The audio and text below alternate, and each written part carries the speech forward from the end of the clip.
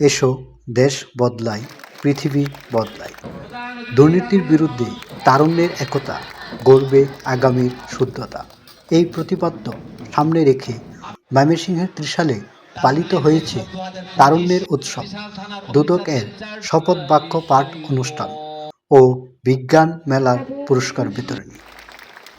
বৃহস্পতিবার সকালে স্থানীয় নজরুল বালিকা উচ্চ বিদ্যালয় মাঠে উপজেলা প্রশাসন ও উপজেলা দুর্নীতি প্রতিরোধ কমিটির যৌথ আয়োজনে তারুণ্যের উৎসব পালিত হয়।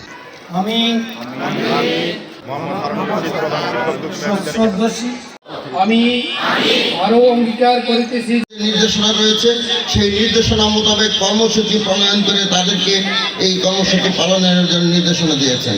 প্রধান শিক্ষক স্যার পুরস্কার নিলেন ডিগ্রি কলেজ আব্দুল সামাদ আহমেদ হাসান অধিকার করছে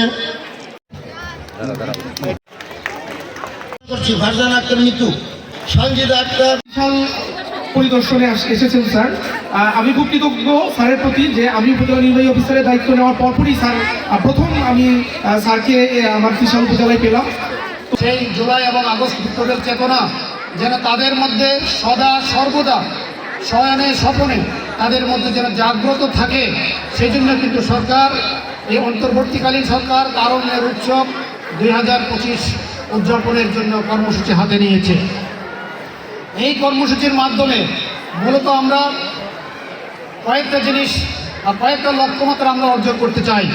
নাম্বার 1, আমরা যে লক্ষ্যমাত্রা অর্জন করতে চাই সেটা হচ্ছে যে তারুণ্যের যে স্পিরিট ছিল জুলাই এবং আগস্ট বিপ্লবের সময়, সেই স্পিরিট যেন তাদের মধ্যে অমলিন থাকে, তাদের মধ্যে যেন অক্ষুণ্ণ থাকে।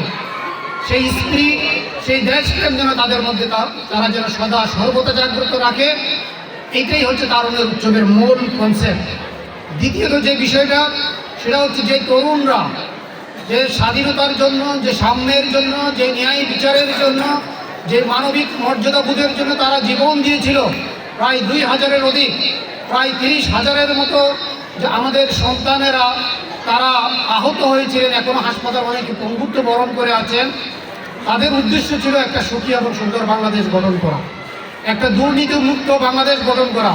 সেই বাংলাদেশ গঠনের জন্য তারা যেন নিজেদেরকে প্রস্তুত করে, তারা যেন তাদের সেই চেতনা যেন কোনোভাবে হারিয়ে না ফেলে।